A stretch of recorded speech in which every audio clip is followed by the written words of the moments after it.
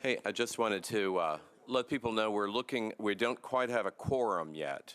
So I appreciate everybody being here, but by rule, we have to have a quorum before we can begin. And 3:30 is a little bit out of ordinary for our start date, so we'll just wait until we can get the quorum. Thank you.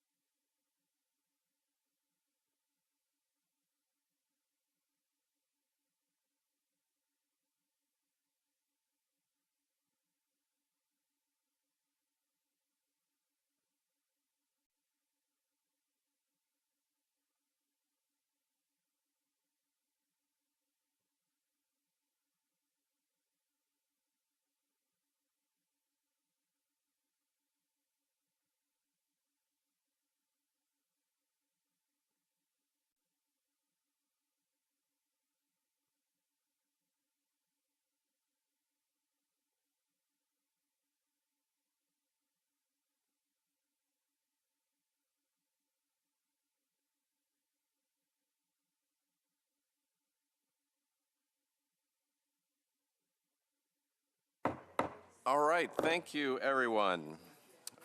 This May 15th meeting of the Budget and Finance Committee, I'm going to encourage the administration table to quiet down. I've always wanted to say that. And as we get started off right now, I had a couple of things to say to the committee. Today, May 15th, the charter kicks off our budget process. The mayor's office has delivered the CIB as today, and we have 1 month to pass the CIB by June the 15th, and then also pass the operating budget by June the 30th. To get a third reading before June the 15th, we will have to have a special called meeting to pass the CIB.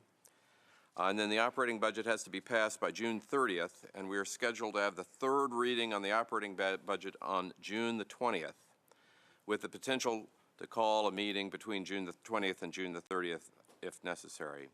Now, if this is too much to do effectively without a heroic effort, I agree, and I've asked several months ago Council Lady Weiner, who's working with planning to draft a redesign, a better timetable, and a process that is more spread out over the year as much as we are able. And she will be submitting that to us, and in the meantime, we will forge ahead. I think we're all dedicated to making the budget process a legislative, separate, and independent check and balance to get the very best prioritization out of our tax dollars. In the meantime, capital questions will be included in our questions next week, and we are hearing from departments that are the biggest users of capital.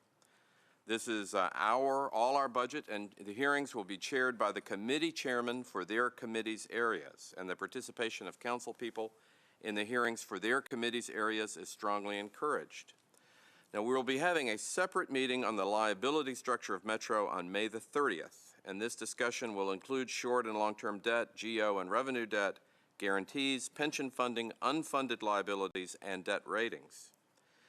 Please submit wish list items and spending priority suggestions as well as spending cuts. They will be put into a spreadsheet, and input on these will be solicited from every council person. This is our budget, just not this committee's. Please submit questions. Rosie is keeping track of them. If they are not answered, we can ask any department back for the answers to questions.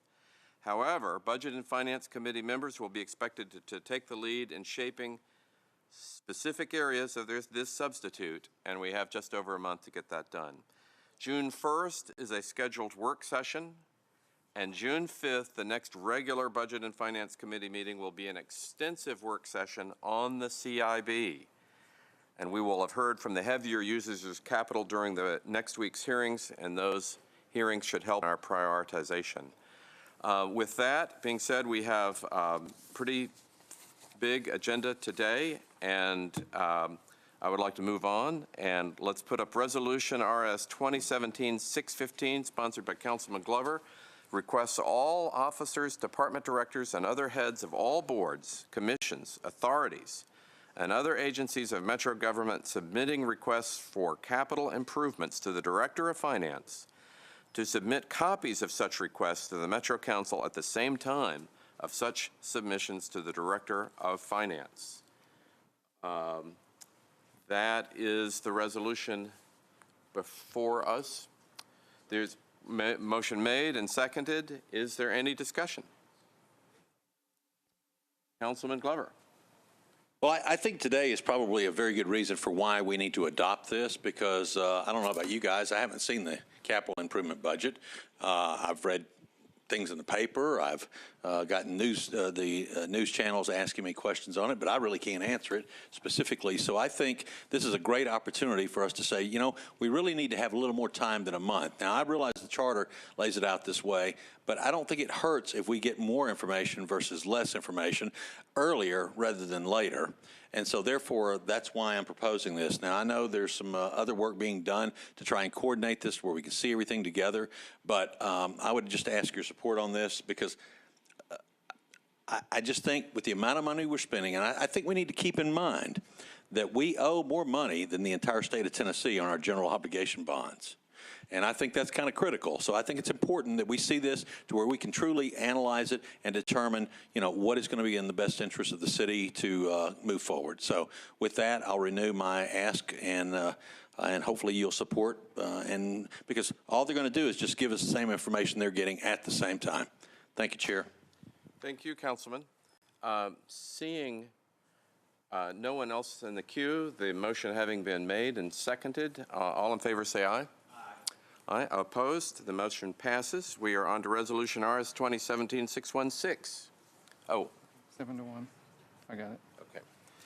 2017-616 by Councilman Glover adopts a policy requiring a limitation on the amount of debt service funds appropriated for the amortization of general service bonds and urban service bonds in the annual operating budget of Metro government. Is there a motion? Motion made and seconded. Is there any discussion? Councilman Glover. Thank you once again, Chair. This is a non-binding resolution. Mr. Jameson, if you would, tell us the impact of what exactly this resolution does, please, sir. Well, you've got three debt service funds that come out of the General Services, Urban Services, and Schools Fund. And just to give an example of what that amounted to last year, we had a budget, I put in the analysis of 2,087, 320, 200, and of that amount, the total from the debt services, the three debt services, was about $240,452. That amounted to 11.5% of the budget. So if this policy were in effect and we were limited to 10%, we'd have to shave 1.5% off, about a little over $30 million. But does it actually require them shaving it off, or is it just merely a guideline? I mean, we're not demanding that it be held, right? This is not an ordinance. This is a resolution. So this is a policy you're proposing. I believe, and once again, I'll simply say this. If you start looking at the numbers, we're through the first week of the hearings. So if I understand correctly, with debt service next year, with the 3% raise that's been promised, if I understand that correctly, that adds up to about $67 million in next year's budget before we even finish this year's budget. Then with the police the other night, we're talking about adding 70 new officers, which I agree, we need that. But if we do that, I think the total on that somewhere in the neighborhood of $4 to $5 million in recurring costs. So now we've spent $71 million next year before we've even finished this budget, if we handle and if we stay within the guidelines of what's been proposed. So I know Councilman Mendez has got a bill that he's going to be bringing forward. I think what I would prefer to do is I would ask for us to support this, and then if the bill that Councilman Mendez is proposing actually passes, I will ask to defer this indefinitely as we kind of let the process work forward. But I think we better keep our eye on the ball with the amount of money that we owe and that percentage as it continues to grow. So that's why I propose it. And if we can pass it here in the committee, I think my thoughts is I'll defer indefinitely tomorrow evening. Thank you, Chair. Thank you, Councilman. Councilman Mendez. I'm not sure I have a comment after hearing the rest of what Mr. Glover had to say. So I was going to point out that I do have an ordinance that's set for first reading, which a couple other council people have signed on to, that would require Metro to have a written debt management policy that I think would contain more factors than just one. And but I definitely agree that the one way or the other, we need to have a way where the council can participate in formulating the policy or being more aware of the policy about what happens with debt and debt management. But having listened to what Mr. Glover had to say, the idea of passing it through committee, but then deferring indefinitely tomorrow night is something that I can support and give my bill a chance to work its way through the council. Thank you, Councilman. Council Lady Allen. Thank you, Mr. Chair. Just a couple of questions. One, I have sort of an official history of what that percentage has been over the years, and the one that I looked at, we actually haven't been on an upward trend. Is there someone back there that can speak? Talia, are you back there? There's a large computer screen between you and me. My understanding that this year's budget is a $2.2 billion budget, and our current debt service is planning on being $2 billion plus. I mean, 200 million a year plus, which is around the 10%. I mean, is this a danger that we're worried about would be my first question. Oh, sorry. I have no concern. I think that we are in an acceptable range right now. And I would like to add that even if this were to pass and it was non-binding, rating agencies would look at this resolution.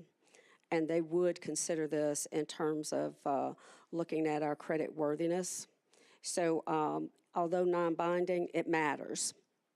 And would they appreciate the fact that we're holding it to 10%, or would it have another effect? It would have a different effect in that they would see that the city was not taking care of its obligations in terms of its debt service requirements, which we're legally required to do. Good question. And my second question is, my understanding is that we do already have a written debt policy currently, and perhaps we just want to add some different things to it. Is that? That is correct. We have a policy. The state of Tennessee outlines what needs to be in a debt policy, and that policy is in compliance with the state statute, but and it was approved by Metro Council, but we will certainly entertain adding things to it if this council believes that we could tighten that up a little bit in terms of policy guidance for us moving forward. We are absolutely would entertain that conversation and try to tighten up that policy. So that may offer us the opportunity to bring all these concerns into one neat place. Okay, thank you very much. Thank you, Council Lady. Councilman Pulley. 1 second. There we are. Great. Thank you. Thank you, Mr. Chair. That last conversation answered a couple of my questions. So I had a question about the rating agencies and how they would view this resolution, and you're pretty sure it would negatively impact us with them? I do believe that because the city is obligated to take care of its debt payments, and by putting in a cap, it would lead them to believe that we were not going to meet our obligations for paying our debt service. All right, and you know this because of your communication with the rating agencies? I know this because that's just what rating agencies do. They look at your credit worthiness and and your ability to pay. How do we currently compare with other municipalities in the amount of debt that we have right now? I don't know that off the top of my head. Tom, would you want to address that in terms of comparison? A couple of different things on that. First of all, within Tennessee, we're the only that has the county, schools, and government together. So it's different. It's a totally different comparison. I understand that. All right, so there's really no matrix that would allow you to compare yourself to other comparable cities, is what I'm asking. I mean, I think the best comparison is the rating agencies themselves. Okay. Because the rating agencies would look at any government jurisdiction, and they have scales upon which they rate the debt of a government. So that probably is the best comparison. Okay, And you alluded to a debt policy, debt management policy that we already have in place. Yes, we do. And it has been approved by the state as well as Metro Council. So the bill and this resolution really is addressing something that you already have in place, and it would make it more stringent. Is that what I'm hearing? I think Councilman Glover's is not addressing the policy component of it from the state perspective. His No, is, I get it's a non-binding resolution. All right. Okay. What my question for the sponsor would be, if we're going to defer this tomorrow night, why would we not just defer it here in committee? Question for the sponsor, I guess. You okay Personal with me privilege? answering, Yes. Chair? Yes. All right, thank you. Yes, Mr. Glover. I think if we go back, and let me ask the administration this. When we hit the economic downturn, did we honor the step raises we were supposed to do in the contracts with the police department, schools, and everything? Did we honor those step raises that were under contract? yeah, those were just increments that were frozen. There's not a contract. Okay, well, then forgive me for saying it incorrectly, but did we honor what people expected from us? In the past 8 years, Metro has not had a 3-year pay plan that should be honored. In the past, it's my understanding that when 3-year pay plans were in place, they were honored. Okay, so let me rephrase the question, because I think the answer is going to be no, we did not honor the incremental. If someone took a job with the police department in their first X number of years, we said that we would give you incremental step, however we do that exactly, did we honor it, and did we give raises during our economic downturn? There are raises. You've got a schedule that we've provided to you all in the past regarding pay plan, various pay plan recommendations that have been made during the recession, and choices had to be made, and there was not a full pay plan that was approved in some of those years. Instead, some years there were lump sum bonuses. We had an across the board, a different year, and other adjustments, but choices had to be made during that time. Yes. And I don't agree with that. But my point is that the choices we made, we didn't necessarily have ourselves prioritized as perhaps we should have, in my opinion. And we can all debate that, but now I would tell you that if you're only getting the same pay you got a year ago and eggs are costing you $1.89 versus $1.49, then you needed that additional money. And so I think what I'm trying to do with this, and I appreciate the fact of what everybody's asking with regards to the percentage and what will it do with the rating agencies, et cetera. I mean, one reason I don't mind deferring it tomorrow night is we can have, Mr. Chair, are they going to be in here on May 30th? Is that when we're looking at that? On May 30, and both our treasurer and finance director would point out the financial advisor to the city, a man from Dallas, Texas, is going to be here, and also Mr. Pulley. I think all these questions would productively be addressed to him as well. Okay. Well, then, you know, I'll close with this. I mean, we can do whatever we want to, but at the end of the day, we've already seen a commitment from the administration to give a 3% raise next year and the following year. If we happen to have another economic downturn, what flexibility do we have? And I do believe, if Mr. Jameson, correct me if I'm wrong, $240 million does come up to 11.5% on the debt service amount, correct? Correct. All right.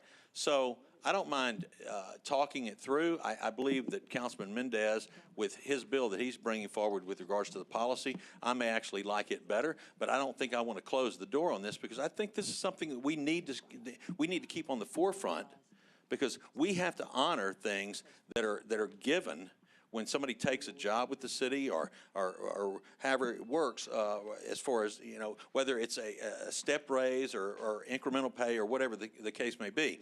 I think we need to make sure we keep our priorities in line. And we have $288 million in the capital improvement budget that we're going to be asked to pass. Well, that's just going to continue to raise our debt service amount. So with that, Chair, I would renew my motion to pass, and I will defer indefinitely tomorrow night. Thank you. Thank you, Councilman. Back to Councilman Pulley, to whom this was and answer. Back to you, Councilman Pulley. Thank you, Mr. Chair. I do want to make a couple of comments before I go away here.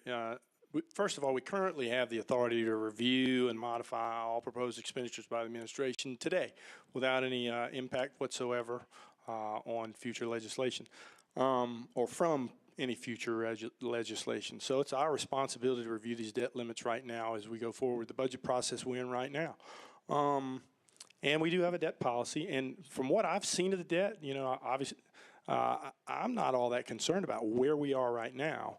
And I'm a little concerned about the future or the impact of such a bill or a resolution on things that we've already articulated, and maybe some future projects that we have in this year's budget. If you look at what it would have done to some of the numbers if we go down to 10% in this year's budget and last year's budget. So I have some concerns about all that, and I think it's incumbent upon us to manage this as we move forward every year, regardless of whether or not we have a policy. So for that reason, I'm not going to support the resolution, although I do understand the sponsor's intent. So with that. Thank you, Councilman. Councilman Pridemore. Thank you, Mr. Chair. And I, too, agree with a lot of what Councilman, my colleague, had to say about the non-binding resolution. This is non-binding. Guidelines are already in place by the state. All it can do with basically, I'm sorry, I'm going to go back with what my other colleague, Councilor Allen, mentioned, that there might be some question as to actually where we truly are. And we have Councilman Mendez also will be submitting legislation that might answer a lot of the questions. So with this being a non-binding, we're somehow getting into a discussion of it's making, well, holding our feet to the fire. But basically, the way I look at it at this point, by us passing a non-binding resolution and the credit rating sources actually look at things like that, we're shooting ourselves in the foot before right now we're in good times, and I know you have to save and be prepared for the bad times, but it sounds like we're going to be doing that. So I just think we're shooting ourselves in the foot. We're letting it be known that that there's maybe a problem that really truly doesn't exist, and if it's going to be deferred, why not be deferred in the committee? So I'd like to move a motion that it is deferred. The deferral motion takes precedence? All right. Vote on Over the deferral. movement. So we're now on the motion to defer. Is there a second to the motion to defer? There was. Motion to defer made and seconded, so we're now on the discussion on deferring Councilman Glover's bill. All right, with that, Councilman Mendez? Well, if I have to talk about the motion to defer, that's sort of Well, I'll work my comments in there. I'm essentially indifferent on the deferral.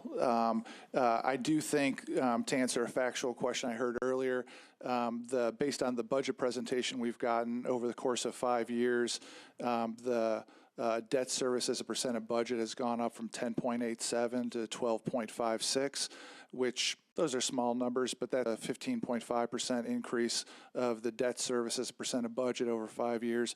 I'm not at all alarmed about where we are today. The reason why I've got the bill that's on first reading about augmenting the debt management policy to cover more factors is not to be more stringent, but just to add to the amount of disclosure we provide to the public, given the overall circumstances of debt and things like the unfunded OPEB obligation that we have. So because I think that the bill that I've got on first reading is going to cover more ground, I prefer mine, but I do think that Councilman Glover's idea of having his still out there is fine. I think we should have a vote up and down on it rather than defer it. So on the motion made and seconded to defer,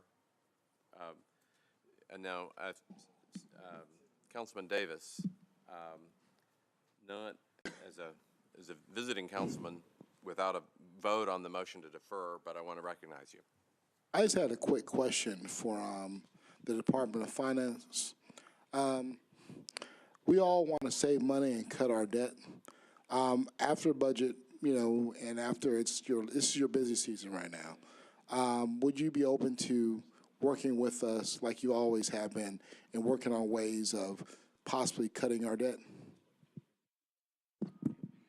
We always do that. We are always looking for refunding opportunities and things like that. So that is a normal practice for the department to make sure that that we're managing those debt expenses. Thank you. Thank you, Councilman. And back to Councilman Glover. Thank you, Chair. Mr. Jamison, okay, so is this Rule 24 we're entering into now? Correct. If we do that, I'm not the one deferring it, so therefore I don't do an indefinite deferral. If it's deferred in committee, then it comes back at the next meeting, correct? Correct. Which would be what date, please, sir? June the 6th. June the 6th. Well, I think it accomplishes the same thing, so I don't necessarily mind letting the committee defer it. I think it lets Councilman Mendez's bill start, but I think it keeps it to where we have this discussion. But I do want to add one thing, if I may. Your credit worthiness is based upon right now, and as the debt service has continued to grow and as we continue to spend more and more money, there comes a point where we simply can't afford to keep doing this year in and year out. We can't. We've spent money on a bunch of frivolous things, in my opinion. And so if this helps bring the light to those situations, then I'm all for it, and I'll continue to push for it, because I'm pretty sure that we don't want to keep robbing Peter to pay Paul, because when we went through the other economic time, we did refinance all our debt. We freed up $150 million, and it's time we're paying that interest and all of that right now. So I think we need to go back and look at our history, and I think we need to understand where we've been, where we are, and where we may have to go when we have the next economic downturn. And I'm not saying the sky is falling, because right now the economy's good. I get it. But it's all cyclical. And so therefore, I feel like we need to keep our eye on the ball. So with that, I'll support the deferral. It still gets us where we need to be. Okay. Thank you, Councilman. And then the next speaker, back to Councilman Pulley. Just a quick question on what we're doing with respect to this deferral.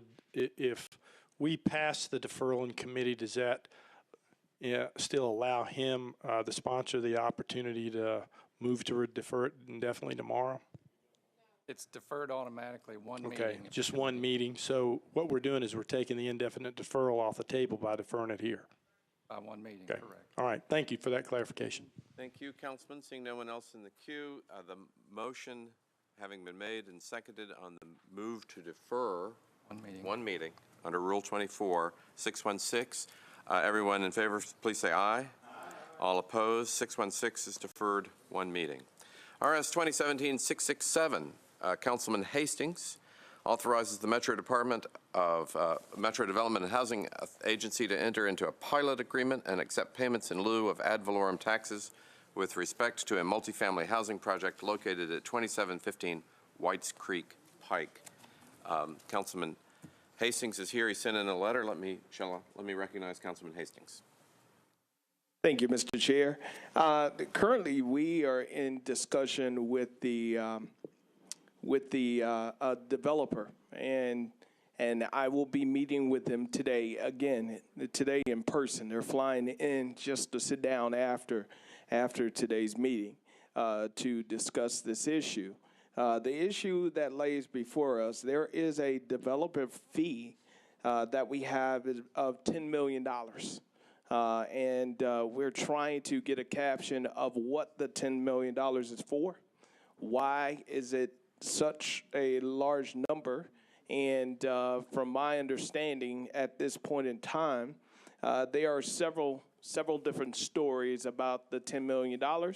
I wanted to receive that in writing so that we could better use the taxpayers' monies with this pilot agreement. I know within our community, we do need this. I'm looking for the enhancement of Haynes Garden Apartments, which is on Whites Creek, but we want to do it in the proper way.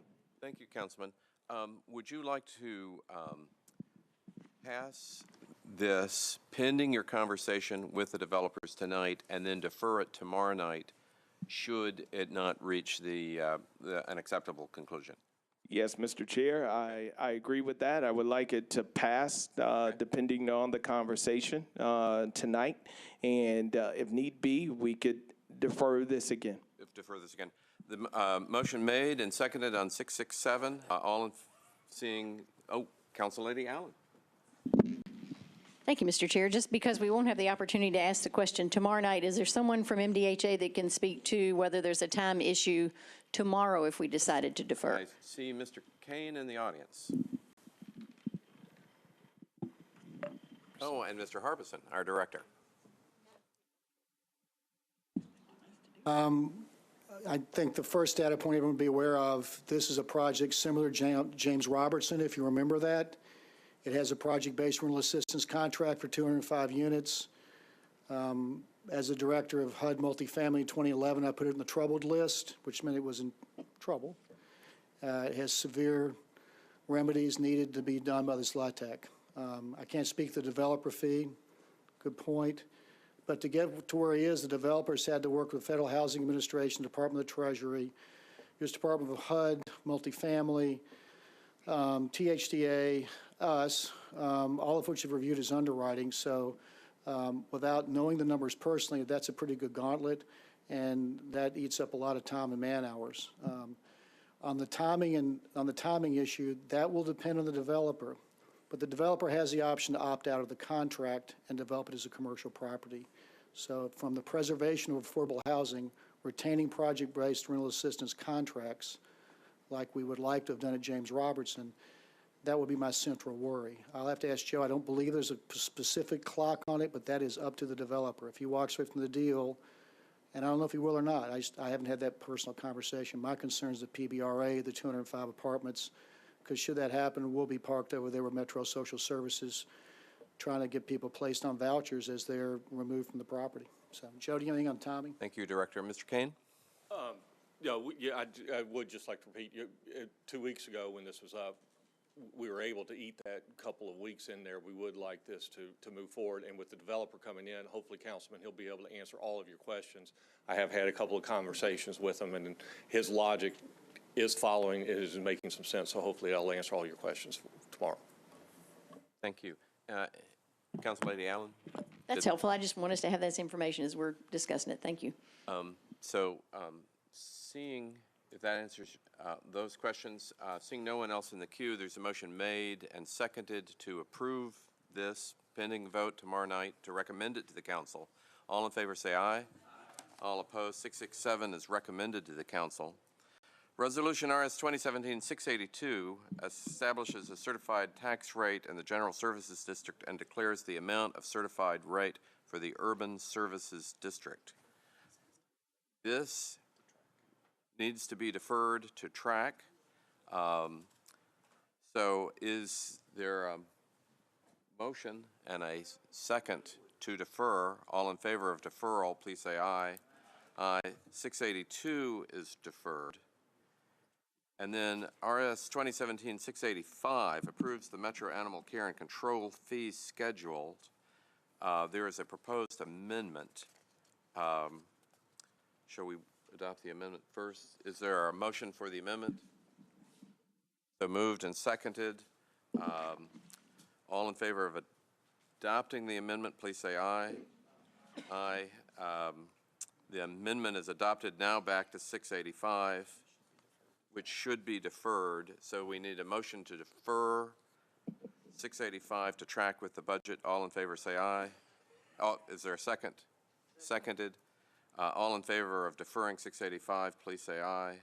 685 is deferred to track to the budget. Resolution number 2017-687 authorizes the issuance and sale of general obligation bond anticipation notes in the amount not to exceed $375 million at any one time in the form of commercial paper, and authorizes one or more dealer agreements issuing and paying agency agreements and liquidity facility agreements. Is there a motion for 687? Motion made and seconded, and I see Councilman Mendez. you. Wonder if we could have somebody, well, first of all, is bond counsel here also? I got one shaking yes, one no. Oh, he is. All right, I'm going to ask him a question at the end. If somebody could describe the program for me and what this bill or this resolution and the next one does, I'd appreciate it. We have had a $700 million commercial paper program in place for the last several years. The program expires on July 7th. This is a continuation of the commercial paper program with 2 new dealers for the traditional CP program, changes the size structure between traditional and extended. The current CP program that we have is $500 million of traditional, 200 of extendable CP. This one actually switches that around a little bit. We go with 375 million of traditional CP and 325 million of extendable CP. The difference between those two programs is on the traditional, we have a bank that provides a standby behind us where if for some reason, and this hasn't happened for us, if at some reason we cannot remarket those notes, they would issue a loan to the government and cover those, and it becomes a bank loan at that point. On the extendable CP, if those notes are not renewed, there's a provision in there that they can automatically be renewed for a period not to exceed, I believe it's 270 days, or 270, I believe, where we're required by and issue bonds to take those notes out. So it's a little bit different between the two programs. The extendable CP program does not require a liquidity facility, which is cheaper for us. It's a different market than the traditional CP, so there's a little bit of higher pricing on the interest rates for the extendable. It's been running around 10 basis points difference, but that is offset because there's a lower liquidity facility. There's no liquidity facility. So we're not changing the size of the program. We're not changing the primary components. We still have traditional and extendable. We're changing the allocation between the two. And it continues the ability to use short-term financing, which is less expensive overall, to complete projects until we begin or totally issue bonds to take those out on long term. And thank you. What's the reason for switching up the amounts between the traditional and extended? We went out for RFPs and we got responses back in, and the commitment levels that we got from the banks gave us the ability to change it a little bit. And also we were looking at, the cost of the programs overall, and if we were able to increase the extendable a little bit, it's a cheaper program, and we've had success with the extendable program. The last time we did this, it was a new new program for us, which allowed us the opportunity to see how the market worked and perform for us, and it's performed well, and we feel comfortable raising the level of the extendable a little bit and just making that adjustment. Thank you. And then just because the bond documents are borderline incomprehensible, just wanted to ask bond counsel if you just confirmed that the documents accomplish what was just described to us. They do. All right, thank you. Thank you, Councilman. Councilman Glover. All right, this amount, I understand what you want to do, and I think 270 days is the maximum you can go, I believe. So if I remember correctly, when we're going to ask for a next bond issuance is a year or so from now, am I remembering that correct? Yes, it'll be sometime later than a year from now, but right. So Right. we will expend this up until the point where we issue new bonds. And so for clarity, where is this money counted in the total debt that we owe? Do we show it? How do we show it? And what does it do to the percentage of the debt that we were talking about on the bill that I was asking? If you look on the debt report that comes to council, it's included on there in great detail. It's not bond issued, so the principal is not included in the amount that's outstanding, but we show the total amount of the bonds that are outstanding. We show the commercial paper that's outstanding, which is debt that will be bonded. But it is not actually included as principal in that calculation of the percentage you were talking about. And so the next bond resolution you guys bring to us, what do you think the total is going to look like on that? I don't know. It depends on the timing of the bond issues. We're spending, the prior authorizations are being spent around the government now.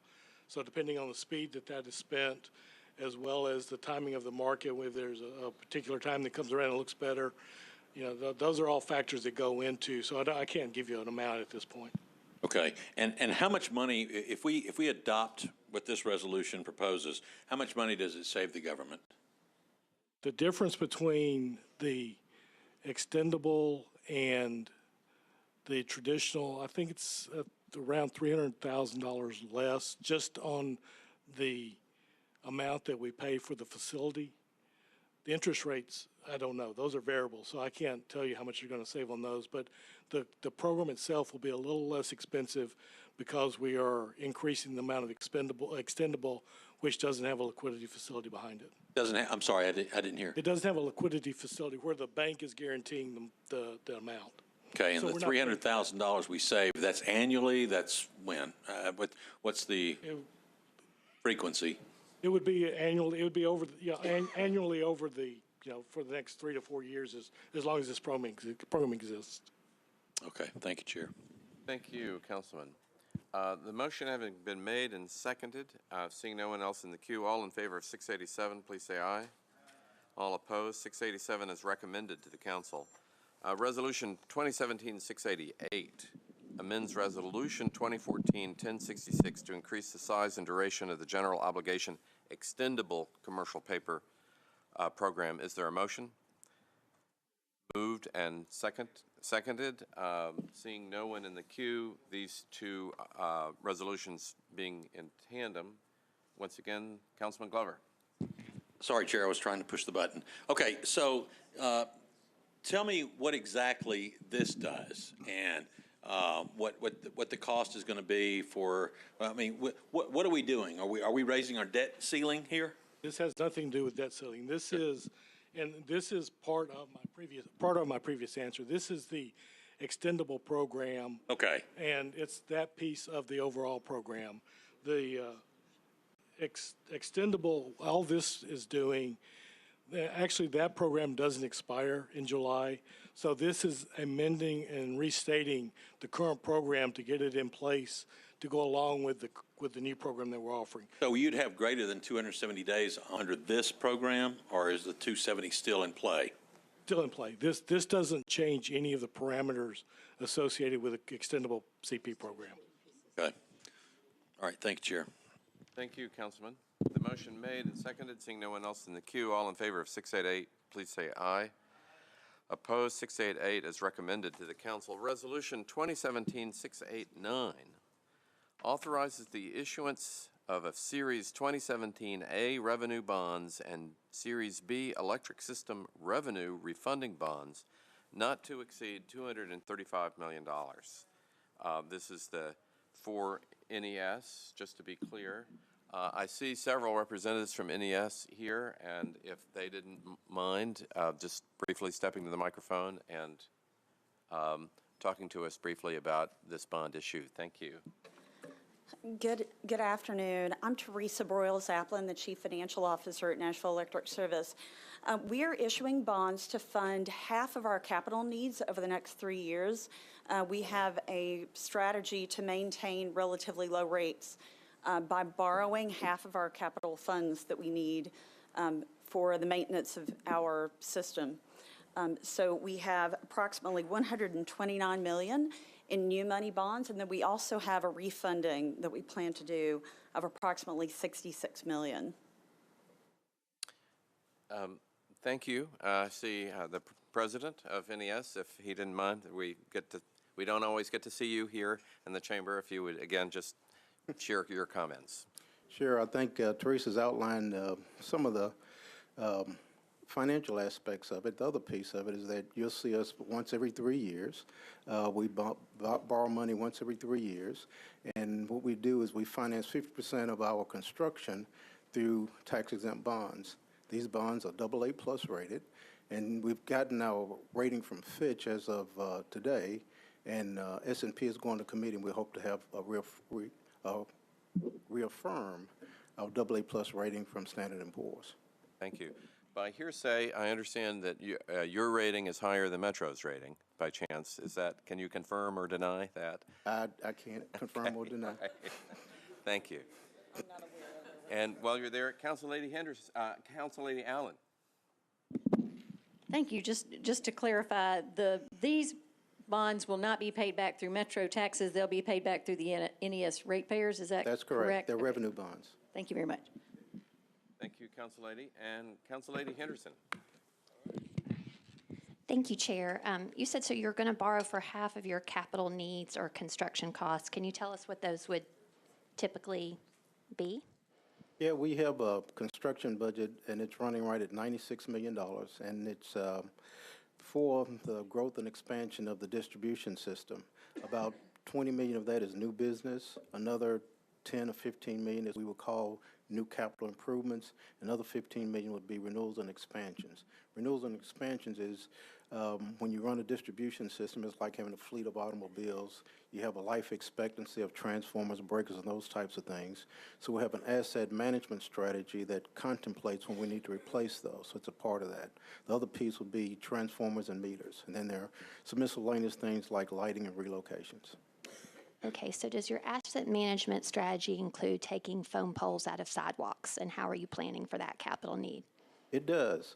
In our asset management strategy, we have 4 categories of assets, and one of them is pole replacements. And so we have a company by the name of Osmos, and Osmos's responsibility is to identify those poles that need to be replaced, and then we try to make sure we get out there and replace them. If you got one I need to replace, please let Laura know. So do you make sure, though, they're not replaced into sidewalks? Not replace. Well, we're working with Public Works to try to find solutions for those types of problems. We know that's an issue, and we're working with Public Works to find opportunities to find solutions to those problems. But I can't. The more complicated answer is if there's one located in a sidewalk, and if I don't have an easement, then I don't have a place to put it. Understood, but I guess strategically, though, are you looking at, as you encounter your pole replacements kind of system-wide, are you identifying those places where you presently have that problem, or are you relying on Metro Public Works to come to you each time there's a need? Are you strategically looking at how you need to address that? I think I would like to say strategically, we're going to be meeting, because again, we're all in the same right-of-way. So we're going to be meeting with Public Works and Water, and because we all have a capital improvement budget. We're going to start meeting biannually at least to talk about where the major projects are and coordinate those a little bit better. Okay, thank you. Thank you, Council Lady. Councilman Mendez. Thanks for being here, guys. I think you heard a little bit earlier a conversation about Metro's long-term debt. I wanted to ask whether NES has a written debt management policy. Yes, we do, and just like Metro, it follows the model guidelines as dictated by the control of the state of Tennessee. And I stepped out for a second. I might have missed this. What portion of these bonds are for refunding, and what's the savings that are being accomplished? It's 120 million new money and another 65 of refunding. Our model debt policy requires at least 3.5% present value savings. My underwriter indicates today it's 6.68%. All right, thank you. And tell me a little bit about the underwriting process. Is that something that you guys have an RFP for, and is it a negotiated transaction with the underwriter? How does that work? We have traditionally used negotiated sales because it provides us maximum flexibility. The market changes from day to day, and so We'll be pricing on the 22nd or 23rd, I think it is. And so if the market changes, we can move bonds around to where there's demand, and it seems to provide a lower true interest cost. In terms of the underwriter, we've been using, back when I was in Teresa's role, we used the largest firm in largest firm in Nashville. Then when they sold out, we now use the firm with the largest presence in Tennessee. And the other thing we look for is performance at the retail level.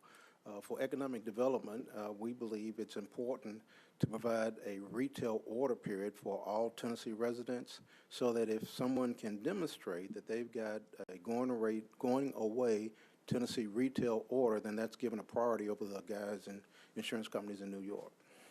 All right, thank you, Mr. Jenkins. Thank you, Councilman. Councilman Glover. Thank you, Chair. Just, you said the refunding was what percentage on the savings? The savings is 6.68%. And how old are those bonds that you're refunding? 2011, I believe. Yeah. 2011. Okay. So you're getting that much better of an interest rate today than you had then? Yes. Okay. All right. Thank you, Chair. Thank you, Councilman. Want to thank NES for being here. Seeing no one else in the queue, the motion having been made and seconded, all in favor, say aye. All opposed, 689 is recommended to the council. I will say, if we had rejected, I don't know what that would mean exactly given the independence of NES. Resolution 2017-690 authorizes the execution of a cooperation agreement between Metro and the Metro Development and Housing Agency. There is an amendment in our amendments package. And shall we move the amendment? Yeah. So let's take a motion to move the amendment. So moved, and there's a second. So the amendment to 690 is on the floor, and Councilman Mendez is our first speaker. All right. So I've been in conversations with Mr. Harbison and Mr. Solomon through the course of the day, so I apologize for this being a little bit of a moving target. The point of the amendment, well, let me back up. As I understand the point of the resolution, that in order for MDHA's properties to be tax exempt in Tennessee, they need to have an agreement with the local municipality, that's us, for an amount to be paid in lieu of taxes. And the stated purpose of the resolution is to renegotiate that agreement to raise the payment in lieu from $47 a housing unit to $50 a housing unit. And given the fact that Envision Casey and the other Envision projects intend over time to have market-based, commerce-based activities in housing projects, not just traditional low-income housing, I thought that it was important to address what happens with the activities that are other than low income in a housing project. And I also, in the amendment, suggested there be a term to the agreement. In the conversations that I've had with Mr. Harbison today, we've reached, I think, agreement, but that agreement's different than what's in the amendment, and so I'm just going to run through that and then ask Mr. Harbison to comment. First, for business activities, I believe MDHA agrees that any business activities that get built in a housing project will need to pay for that building a pilot that's the same as any other owner would have to pay for a commercial building. And unless the council agrees on some other amount at the time by resolution. So that basically carves commercial activities out of this agreement going forward. Secondly, there is no termination date as in the version we got submitted in the resolution, and we've discussed, Mr. Harbison and I, a 7-year termination date. That would give us an opportunity to let him get, MDHA get 7 years into the Envision process and then reassess what's fair for the pilot amounts. And then the third thing we talked about is what to do with housing units that are built that don't have an income eligibility requirement, because I think, as we've all heard many times, the plan for Envision Casey is to have a combination of traditional lower income units, workforce units, and what I think we tend to call market units. For workforce and low income, there's an eligibility requirement. For quote-unquote market, there's not an income eligibility requirement. What we've discussed is that for anything with an income eligibility requirement, it would be the $50 per unit that's proposed in the resolution, and that for anything where there is not an income eligibility requirement, so open to the public, anybody who shows up with enough money to rents it, that instead it would be $80 a unit. That's not in the amendment. And the last thing Mr. Harbison and I talked about is that he's got some financing he's trying to get closed. And so rather than wanting to defer to get a proper amendment in another meeting from now, I think he's would prefer that I try to suspend the rules tomorrow night to articulate all that, or get another amendment or a substitute for the amendment drafted and distributed tomorrow, Mr. Jamison. Is that plausible, assuming that we got the council to suspend the rules? Yeah. And I guess with that, I would like to ask Mr. Harbison if I managed to get all that right. Yes. So thank you, Bob. And it's been a great exchange today. Just since I got a couple minutes as background, MDHA's entire program since I got there is based, I think, on rental assistance demonstration. You've heard it a million times. But the key to that is deconcentrating poverty by mixed income redevelopment, which has Unit A is very low income, Unit B would be moderate, C would be market. And in HUD's transformation, because the rules established in 1937 are really archaic and very complex, they're really looking for simplicity. And to the underwriting piece, we have a HUD-insured loan pending rate lock that I have to be able to say with a straight face. We have clear, simple taxation rules. And I really appreciate Mr. Mendez helping me work that out. And this is clear, simple, and supportable. And we look forward to whatever help we can give you with it. And let me ask you, I know we've been having this running conversation for several hours, and one thing that I think I understand, but just for disclosure to everybody, so the amendment and also my discussion now doesn't address nonprofits. If a nonprofit rents space from you, there's no pilot associated with that, right? Presently, no. I'm not sure I understand your question. So in the future, if we had a nonprofit, Let's say a nonprofit, say, rented a school, for example, there's no pilot payment associated with that. Under this, no. I mean, so we kind of went, this is back to our Saturday conversations. We have several categories of land. We have raw and developed land that has separate agreements. We have commercial projects like the bridge building, Frisk, that have separate agreements. I'm sorry, this is residential. I asked a bad question. So inside a housing project property, if a nonprofit rents a building inside a housing project, say for a school, then there is no pilot associated with that. There is no pilot associated with it. That's correct. That's what I thought. I just want to make sure that we were talking about other types. And we do have several. We have people that do education. We have the guy that hands out the bicycles, the books. We have several of those. How many are right now? 20 plus? We're roughly 20 nonprofits are in MDHA doing various things that are community outreach oriented. And they vary from bicycles to safe sex to books to a variety of things. And they have very low rents, and there's no pilot for those. All right. So thank you. The way I would like to end that, so we've got a motion for my amendment.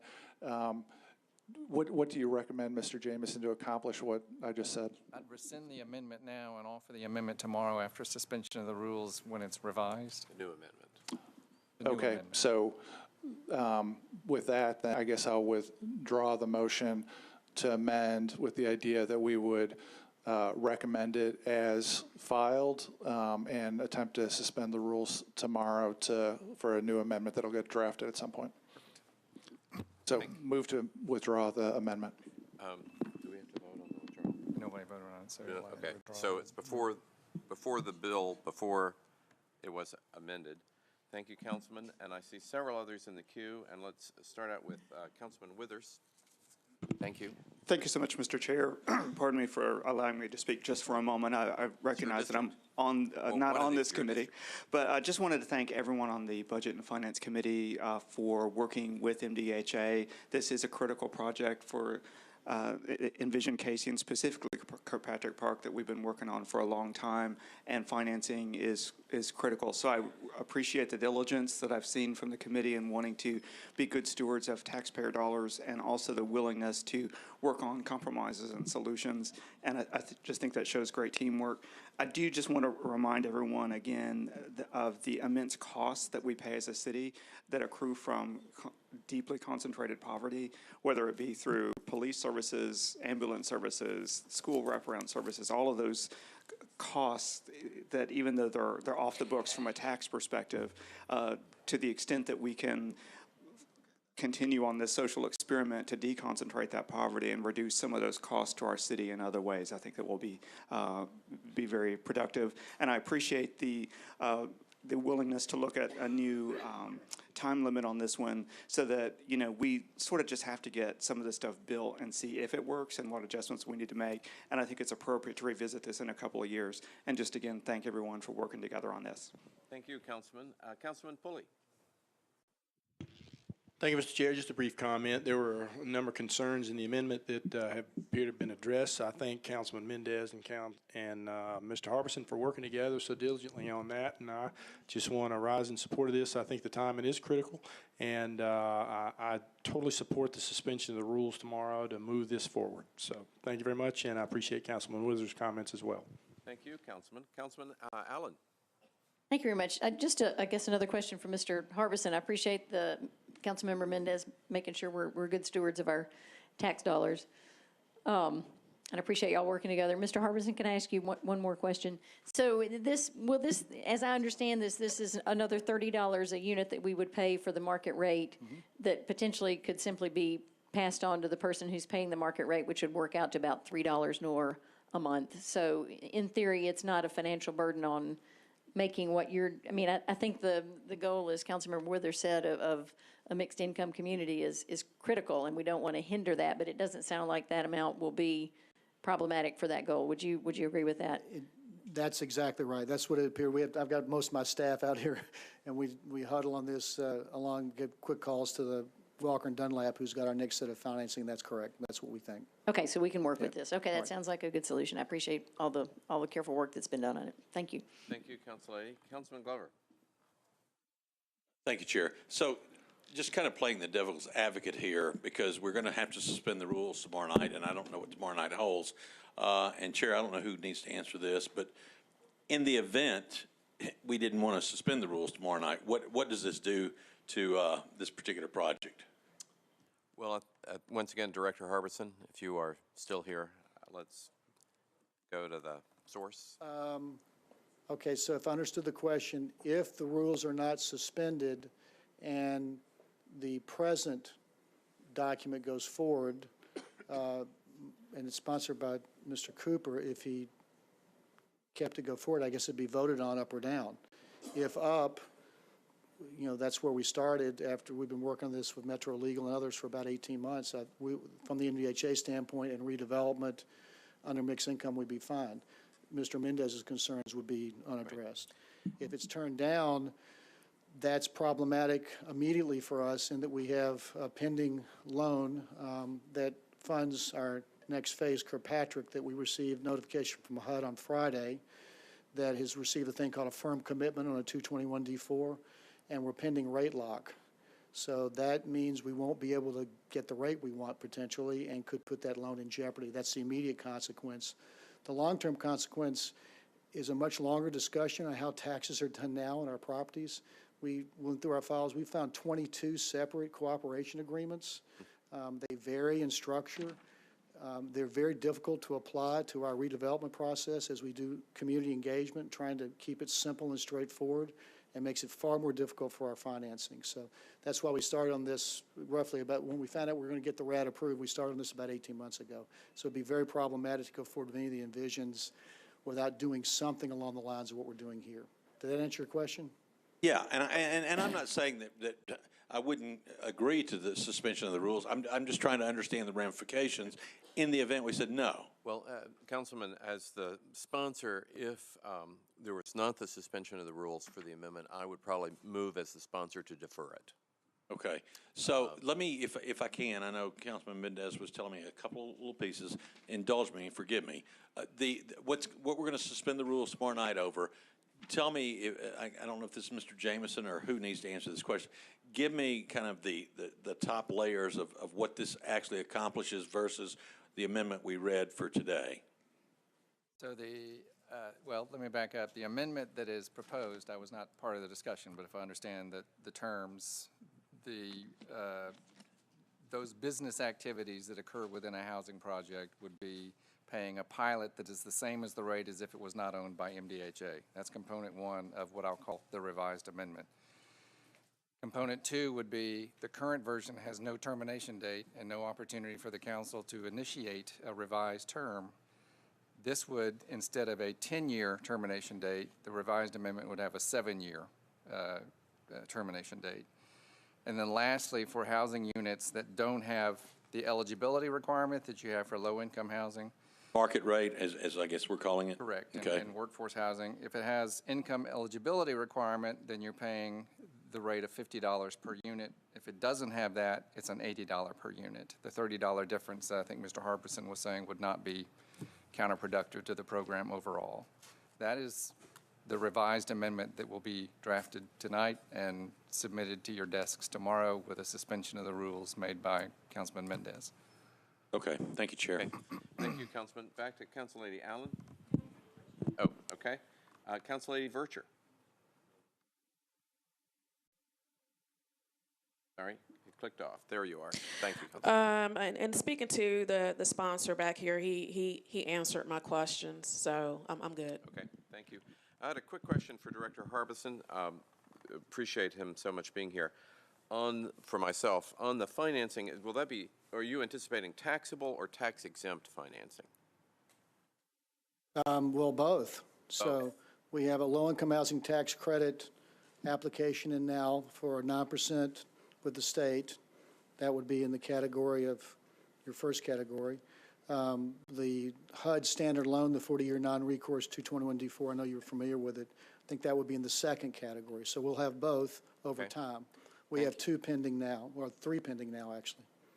Thank you. And another question, is any of the debt guaranteed by Metro? No. It is No. not even back, No, just for clarity, to no. the... It is not. The low-income housing tax credit is a tax credit proposed, and that's a grant, basically, so there's no debt. The 221D4 is a non-recourse loan to MDHA. It's insured by the federal government mortgage insurance program. We'll negotiate those mortgage insurance premium points. We'll try to get them down to 30 basis points. That's where Walker and Dunlap was on Friday. With that, should we ever default on the loan, HUD will take the note, pay the bank, and then by law, they return the property lien to the housing agency of record. So it would get returned to MDHA. I'd probably lose my job and board to get reappointed under supervision from Atlanta. That's the process. I've done that when I was director for HUD. So, but there's no recourse to the city. No recourse to the city. I appreciate your clarity very much. Thank you for this. Seeing no one else in the queue, I suppose we should vote on the bill knowing that there'll be a suspension of the rules with an amendment tomorrow to advance this to the council. So motion made and seconded. All in favor of 690, please say aye. Aye. 690 is recommended to the council that we will be seeking to amend it on the floor. On to RS 2017-691, accepts a grant from the State Justice Institute to the Davidson County Juvenile Court to obtain expert assistance to diagnose a problem, develop a response to that problem, and initiate implementation of any needed changes. Council Lady, is there a motion? A motion made and seconded, and Council Lady Allen. Thank you. It just seemed a little nebulous. I just was wondering, who are the experts and what are the problems, or what are the types of problems? Well, I think we have a great expert here, and if she would come to the podium. Thank you, Judge. Thank you and good afternoon. It's great to see all of you all. Of course, I'm Sheila Calloway. I'm the juvenile court judge, and I have with me today Ms. Latana Williams, who is our grant and contract program manager. And basically what the State Justice Institute is, they will come. They are from she just gave me that blank look, but they are coming to overview our probation services and to make sure that we are connecting our children and our youth that we are placing under court supervision to evidence-based programs so that we are really truly making a difference in their lives. It's a program that they work nationally with different agencies, and we were one of the agencies selected for this grant. And they're going to come in and just help us to make sure that we are doing our probation services in a correct way.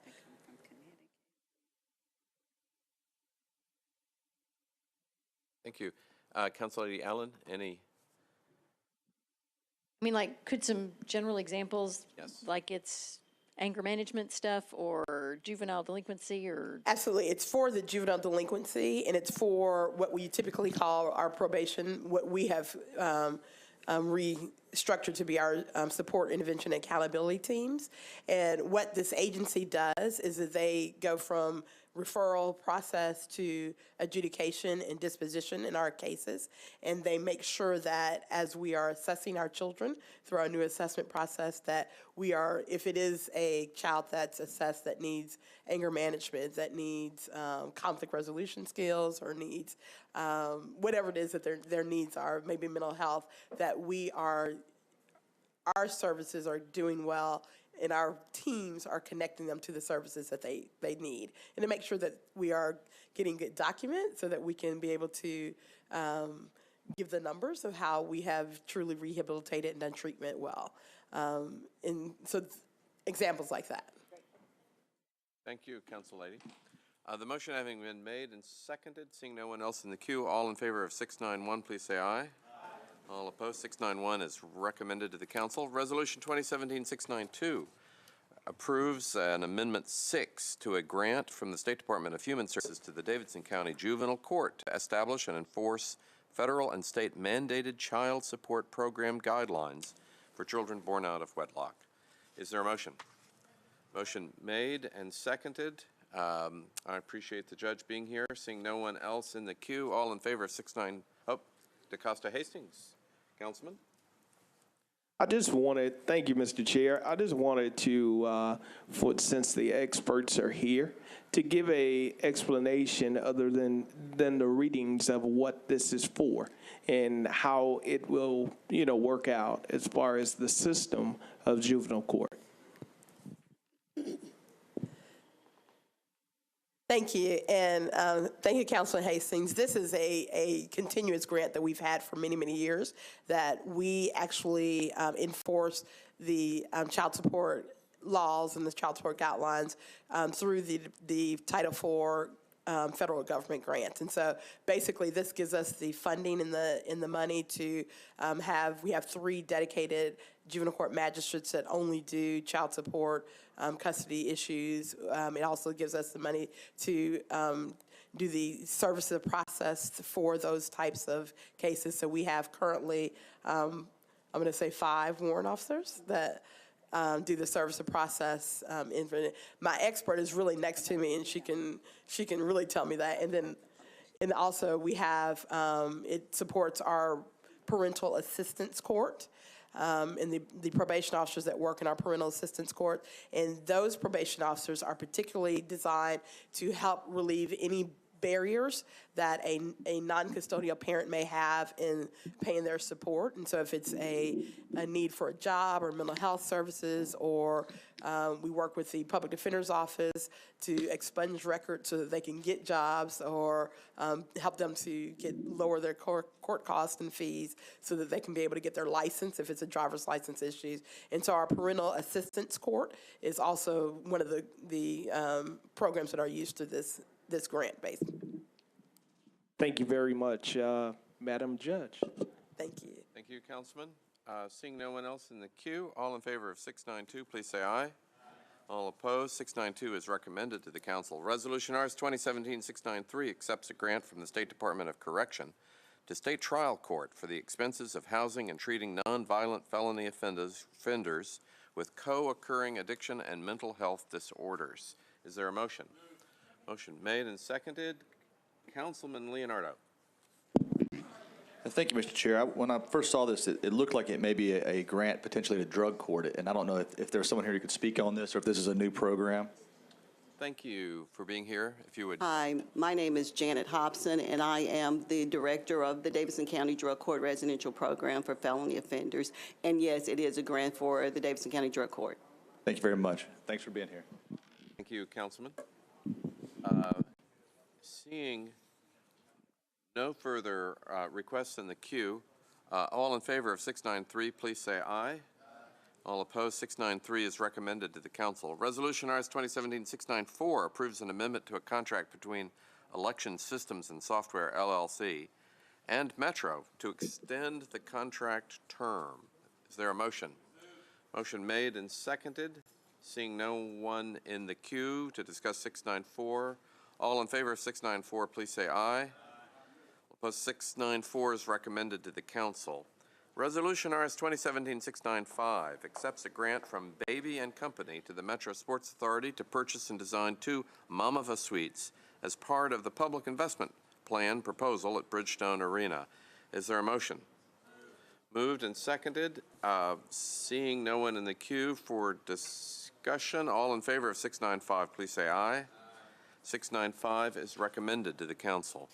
Resolution 2017-696 accepts a grant from the Nashville Sounds Baseball Club to the Metro Sports Authority to purchase and design 2 Mamava suites as part of the public investment plan proposal at First Tennessee Park.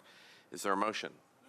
Moved and seconded. Seeing no one in the queue, all in favor of 696, please say aye. 696 is recommended to the council. Resolution RS 2017-697 accepts a grant from the Southern Blood Services to the Metro Sports Authority to assist with the new purchases benefiting the Mamava project as outlined in the Sports Authority's public investment plan. Is there a motion? Moved and seconded. All in favor of 697, please say aye. 697 is recommended to the council. Resolution 2017-698 accepts a grant from the Tennessee Titans to the Metro Sports Authority for the purchase and design of 2 Mamava suites as outlined in the Sports Authority's public investment plan. Is there a motion? Moved and seconded. All in favor of 698, please say aye. 698 is recommended to the council. Resolution 2017-699 accepts a Healthy Out-of-School grant from the National Recreation and Park Association in partnership with the Walmart Foundation to the Metro Parks and Recreation Department to increase the number of healthy meals children of low-income communities receive, provide nutrition literacy, and implement nutrition standards to access healthier food. Is there a motion? Motion made and seconded. Seeing no one in the queue, all in favor of 699, please say aye. 699 is recommended to the council. Resolution RS 2017-700 approves a contract between Hager Environmental and Atmospheric Technologies and the Metro Board of Health for automobile emission testing. Is there a motion? Motion made and seconded. Seeing no one in the queue for discussion, all in favor of 700, please say aye. Resolution 700 is recommended to the council. Resolution 2017-701 approves a contract between Opus Inspection and the Metro government for services relating to automobile emissions testing. Is there a motion? Motion made and seconded. Seeing no one in the queue for discussion, all in favor of 701, please say aye. 701 is recommended to the council. Resolution 2017-702 accepts a grant from the State Department of Health to the Metro Board of Health to ensure federal preparedness funds are directed to the Tennessee Regional and Metro Emergency Preparedness Programs to prepare for and recover from public health threats. Is there a motion? Motion made and seconded. Seeing no one in the queue, all in favor of 702, please say aye. All opposed. 702 is recommended to the council. Resolution RS 2017-703 accepts a grant from the State Department of Health to the Metro Board of Health to provide the Tennessee Breast and Cervical Screening Program to offer individualized assistance to clients and to facilitate timely access to quality screening and diagnostics. Is there a motion? Motion made and seconded. Seeing no one in the queue, all in favor of 703, please say aye. 703 is recommended to the council. Resolution RS 2017-707 accepts a grant from the Tennessee Emergency Management Agency to the Metro Nashville Water Services Department to purchase and remove 5 houses which lie in various floodplain areas. Is there a motion? Oh, and there's, this has been. This is to be withdrawn. Oh, the letter. I'm told this is to be withdrawn. So we previously approved by resolution the flood mitigation program. There's no need. Okay. Pursuant to Metro Legal's opinion, I am moving to withdraw this resolution. Correct. All in favor of withdrawing the resolution? I guess aye. All right, 707 is withdrawn. Resolution RS 2017-708 approves an amendment to an agreement with the Tennessee Department of Transportation and the Metro Department of Public Works for intersection improvements on Jefferson Street. Is there a motion? Motion made and seconded. Seeing no one in the queue, all in favor of 708, please say aye. 708 is recommended to the council. Resolution RS 2017-711 authorizes the Department of Law to compromise and settle the personal injury claim of Ramses Vasquez Marin against Metro in the amount of $15,000. Is there a motion? Motion made and seconded. Seeing no one in the queue, I was seeing if Councilman Pulley was going to, I guess not. Seeing no one in the queue, all in favor of Resolution 7, oh, must be very good. Resolution 711, then please say aye. Aye. 711 is approved, recommended by the council. Bills on second reading. Bill number BL 2017-705.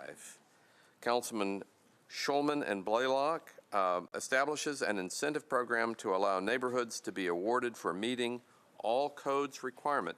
There is a letter to defer for one meeting. All in favor of a one meeting deferral, please say aye. 705 is deferred for one meeting at the request of the sponsor. Bill number 2017-706, Councilman Davis is the sponsor, amends the Metro Code to establish a new Metropolitan Neighborhood Improvement Fund Commission and to dedicate a portion of the transient occupancy privilege taxes generated by short-term rental properties to the new NIF fund. Is there a motion? Motion made and seconded. Yes. The sponsor is not here, nor do we have. Move it to the heel. But we will move it to the heel and check to see if there's a letter from the sponsor. Thank you, Councilman Allen. I know you wanted to comment on this.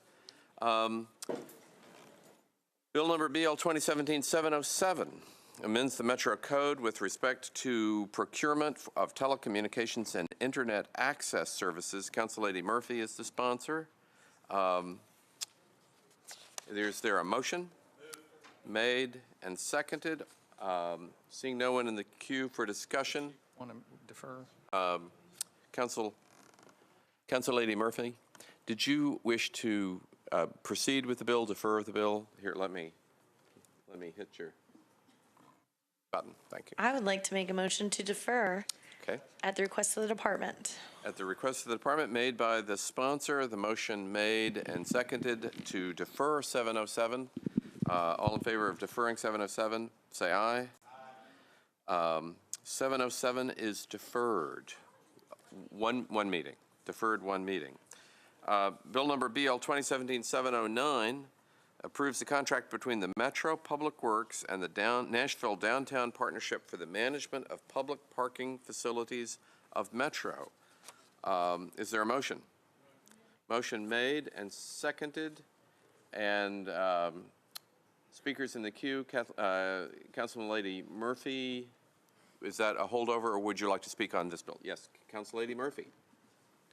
Is there someone here from the Downtown Partnership? Yes, Mr. Turner from the partnership.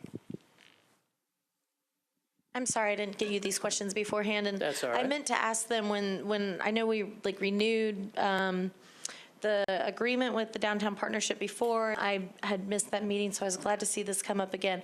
I've noticed that since we have been elected in August, September of 2015, the parking rates in this garage have gone up twice. And I just wanted to see if you could speak to the reason why parking rates go up, how frequently they go up, if there are any guidelines that we can put in or have any say. My main concern here is that this is the parking lot that is utilized most often for people going to this courthouse or the Birch Courthouse, and that it can be a barrier to justice. Sure. So our contract requires us to submit a rate analysis and recommendation to the Traffic and Parking Commission every year. So we analyze garages within a 5-minute walk of here. We provide the rates that those garages charge for like times, whether it's an hourly charge, a daily charge, a night, weekend, or special events. And then the Traffic and Parking Commission makes the rate adjustment. So I think that we don't change the rates. We analyze the rates, give them the information, they take that information, and I think make the adjustment that they believe is appropriate. Okay, so the Traffic and what I'm hearing you say is the Traffic and Parking Commission has final say over those parking rates based on what is driven by the market, not necessarily what's based on your actual cost of operation? That's correct. Okay, so it sounds like we need to have a conversation with the Traffic and Parking Commission, or is there some type of, I guess I'll take this up with Mr. Jameson and then come back to the Traffic and Parking Commission and maybe y'all to discuss what is a fair and equitable, rather than, because we all know that parking lot costs are extremely high citywide, and I'm just concerned that it went up twice just in the short time we've been elected, and just the rates in general. So it sounds like y'all the only thing you do is that you just present them with the rates. You don't make a recommendation of what the rate should be? We tell them that we think that they should be within a certain range of what the current market is. Do you give them a breakdown of what it costs you to run the garage? No.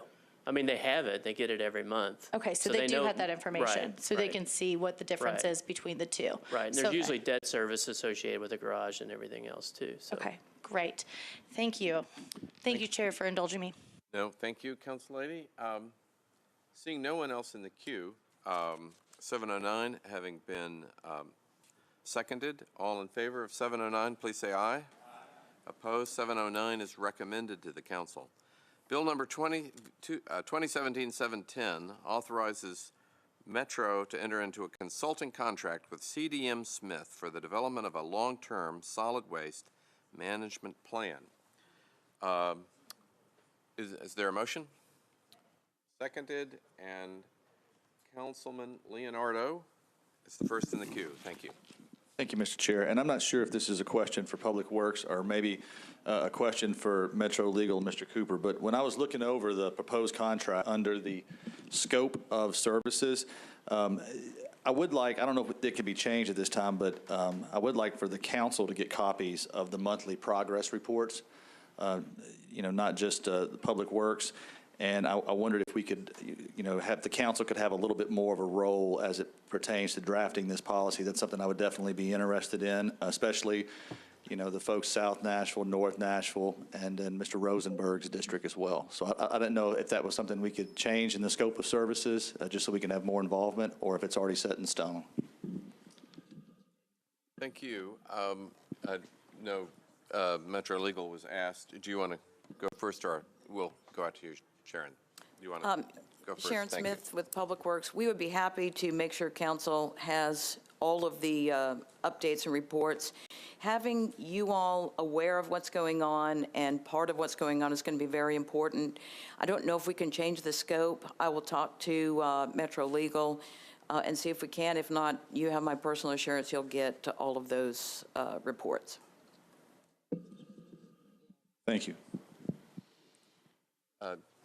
John, Legal Director, did you want to make a comment? don't think the scope could be changed at this point. I'll have to actually look at the agreement, but there is a commitment publicly to provide that those reports to the council. Thank you. Thank you, Councilman. Council Lady Allen.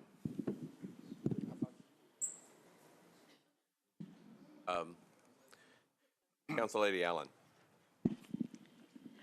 Yeah, sorry, I was talking another topic here. Back to solid waste. One question I had was, I know that our waste hauling project, I think this is for Sharon again, our waste hauling contract will be running out at some point. Does this get done in time to give us the information we need to negotiate a good new contract? Yes, the current contract comes up for the first time since it was put in place in 2002. It will come up in 2022, in January. So this plan and the period of time while we're developing it, moving forward, will put us in a good situation to relook at that contract.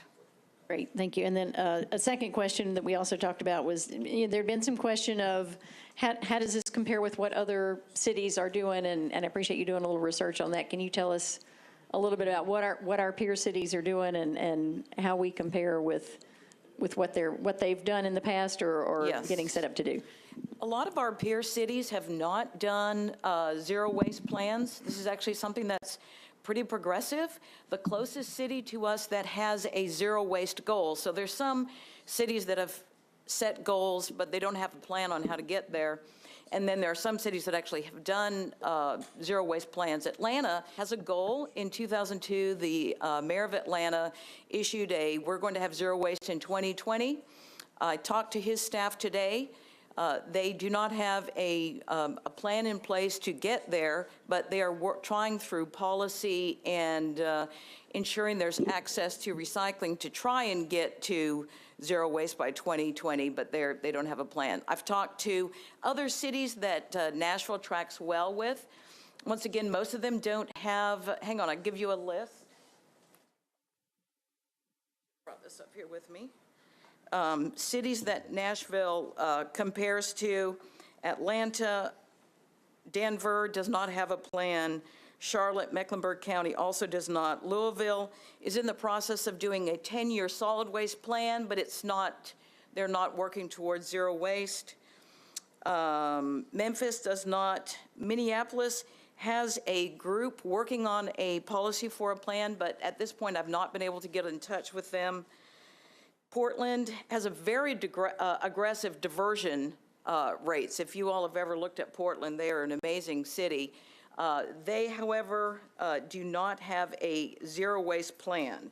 They did in 2015 do a solid waste or a disposal study, which was about $270,000. And what they did in that study was they looked at various disposal options like landfilling, what we call a dirty MRF, where you put all the trash together and then you try and pull out recyclables. They looked at waste to energy, and they were looking at sort of all of the potential options for disposal.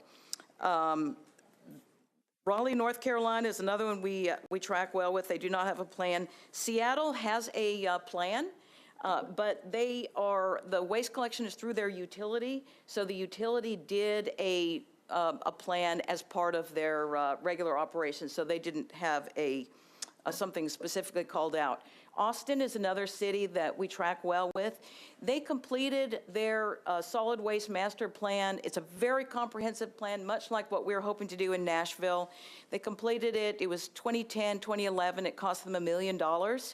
And I'm trying to get confirmation of this, but San Jose also completed a zero waste master plan that cost around $1 million as well.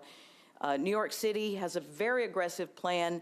Their solid waste plan, however, is part of their big One NYC plan. So it's almost as if you took the solid waste master plan in Nashville Next and put it together. So it doesn't really compare to what we're doing here. I hope that helps.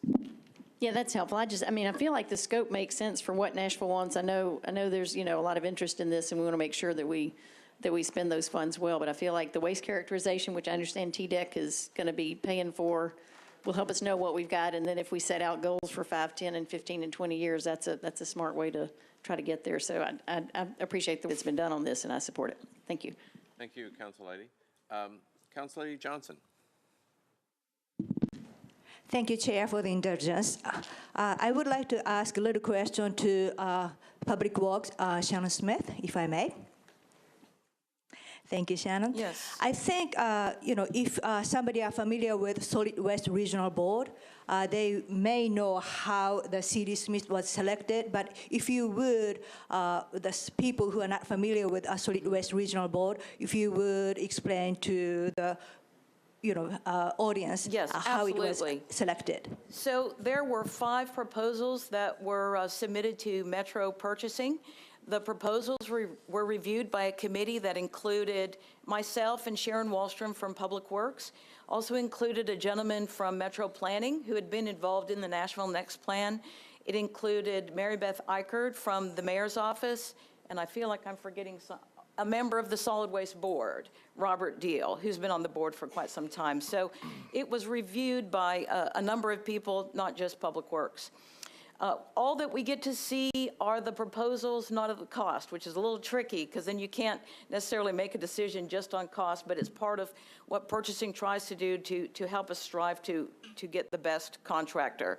And CDM Smith was scored higher than everybody else. In fact, it was unanimous among all the committee that they had the strongest, most robust proposal that we had to look at. Thank you. I appreciate that.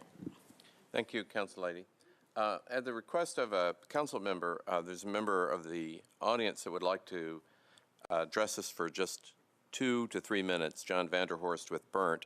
This is a committee decision. If anyone objects to the committee, we would not make that happen, but otherwise we'd like to ask Mr. Vanderhorst and Burnt to come forward and talk to us briefly on the subject of the solid waste contract.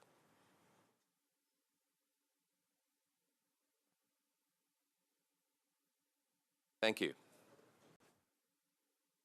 In looking at the scope, I would say that this is not going to accomplish what the sense is of the council, and I appreciate the interest in council. This is more akin to what we did 9 years ago. It has the same players and has the same results. So let me give you a brief example of an alternative way we could go. I mean, the city of San Jose, which Sharon Chon-Buried is really in the lead now in the country. They're currently at 80% diversion, and they have their solid waste plan is to get to zero waste with incentives and benchmarks by 2030, which is 20 years ahead of what this plan outlines to do. So we could hire San Jose's management team to just manage this process here and duplicate what they did there. That would work because it is working now.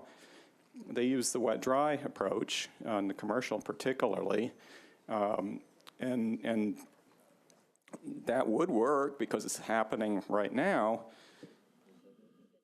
That's one alternative, and so the best that we could accomplish is something better than that, and that's what RAM will be putting together.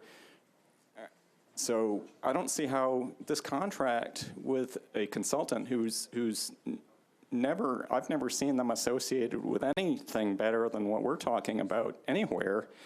How are they going to possibly come up with an answer that is better than what we already are outlining and we'll be putting together?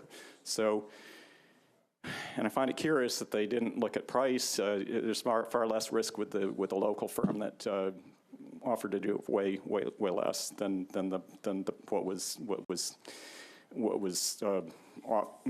wanted by the firm that got the contract here. So I'm trying to keep it to the budget and finance related stuff and not get into the scope details. I'll do that in Public Works Committee tomorrow night. But I just think this is not a very good deal. It's like my prediction will be that it will be just like 9 years ago, where we will absolutely get absolutely nothing as a result of spending this money, unfortunately. And so I just think it's a very, very poor use of money. We are going to be working diligently to come up with a plan instead. I'd say wait till you see what we're doing, and then it would be probably cheaper to hire a consultant at that point to see if there's any better plan than what we've put together, rather than letting them embark on this process that gives us something that might get us to zero waste possibly 33 years from now. Okay. Thank you so much for your comments. As you pointed out, this is also going before the Public Works Committee tomorrow. Seeing no one else in the queue, this Bill 710 has been seconded properly. Seeing no one else in the queue, all in favor of 710, please say aye. All opposed, 710 is recommended to the Council by the Budget and Finance Committee. Bill 2017-711 authorizes the acquisition of certain right-of-way easements, drainage easements, temporary construction easements, and property rights for use in public projects for the Hobson Pike sidewalk improvements. Is there a motion? Motion made and seconded. Seeing no one in the queue, all in favor of 711, please say aye. 711 is recommended to the Council. Bill 2017-712, Councilman Pridemore is the sponsor, authorizes the acquisition of certain right-of-way easements, drainage easements, temporary construction easements, and property rights for use in public projects for the Delaware Avenue sidewalk improvements. Is there a motion? Moved, made, and seconded. Seeing no one in the queue, all in favor of 712, please say aye. Aye. 712 is recommended to the Council. With this concludes this session of the Budget and Finance Committee meeting, and I just wanted to remind people next Monday, excuse me? Move to the heel. Move to the heel. I am so sorry, we are not adjourned yet. We have Councilman Davis's bill. Page 4, 7, or 690. No. Hang on, Sorry, Councilman. There we go, page 10. We had a lot to go through. 706. Oh, page 06, page 10 of mine, 706 is the 70. Okay.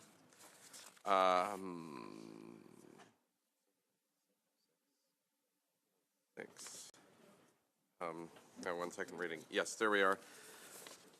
Bill 2017-706, Councilman Davis is the sponsor, amends the Metro Code to establish a new Metropolitan Neighborhood Improvement Fund Commission and to dedicate a portion of the transient occupancy privilege taxes generated by short-term rental properties to the new NIF fund. Is there a motion? Moved and seconded. Councilman Glover. Mr. Jamison, can you tell me what exactly does this do, please?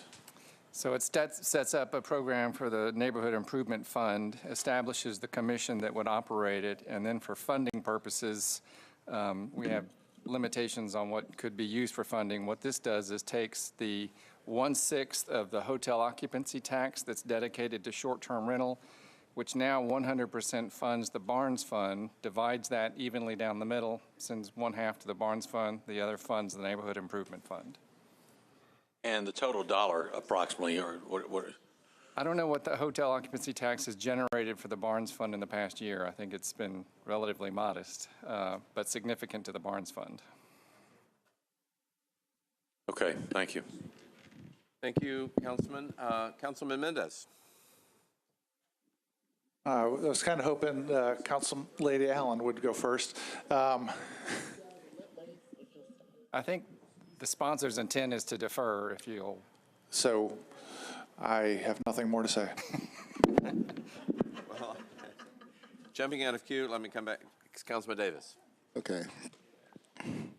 The intent of the bill, which I am going to defer it, okay, the intent of the bill, Airbnb, just like in New Orleans, they're willing to give us, and I've asked for the $1 per booking to give us. And the hard part is, as hard as Mr. Jamison and the finance department has worked recently, we're trying to figure out the best way to get it to us, without affecting the Barnes Fund or without affecting our ability to tax. And after talking with the mayor's office and some other folks, we're going to defer till after the budget so we can figure out a way. We may bring a resolution that may fix everything, but because we don't know what the state's going to At the time we filed, we didn't know what the state was going to do, and now they've kicked the ball down the road another year. So I'd like to defer this to the first meeting in, would it be July? First meeting in July. Yeah. All right. Motion to defer the bill to the first meeting of July, seconded. All in favor of deferring this bill to the first meeting of July, please say aye. The bill 706 is deferred to the first meeting in July. And with that, this session of the Budget and Finance is adjourned until next Monday, when we will continue our budget hearings with, I believe, the school board prominently featured next Monday. Thank you very much. Let's say hi.